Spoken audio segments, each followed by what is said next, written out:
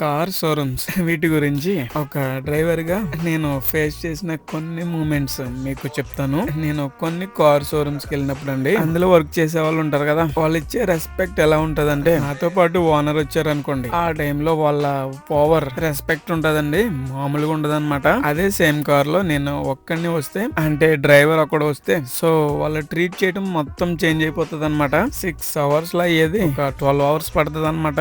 మరి ఇంత చేంజ్ ఉంటదండి. అలా ట్రీట్ చేసే వాళ్ళకు ఒక చిన్న మాట అండి, ఏమనుకుంటున్నారండి డ్రైవర్స్ అంటే? మీకు ఒక ఫ్యాక్ట్ చెప్పనా? కార్ ఓనర్ మహా అయితే ఒక్క కారే కొంటాడండి. అదే డ్రైవర్ అయితే ఎన్ని కార్స్ అయినా కొనిపించగలిగే ఇన్ఫ్లుయెన్స్ డ్రైవర్ కు ఉంటది. అదే కాదండి, షోరూమ్ మంచి చెడులు నలుగురికి తెలియాలంటే మా డ్రైవర్స్ వల్లనే. సింపుల్ గా చెప్పాలంటే ఫ్రీ పబ్లిసిటీ. అటువంటి జెన్యున్ పబ్లిసిటీని వదిలిపెట్టి రేటింగ్ ఇవ్వండి అని ఫేక్ పబ్లిసిటీ కోసం ఎందుకు అలా చేస్తారో నాకు ఇప్పటికీ అర్థం కాదు. మరి ఎవరిని ఎలా ట్రీట్ చేయాలో మీకు అర్థమైంది అనుకుంటున్నాను. సో నాకైతే ఇలా జరిగిందండి. మరి మీకు ఒక డ్రైవర్ గా ఇటువంటివి ఎప్పుడైనా ఫేస్ చేశారా అండి?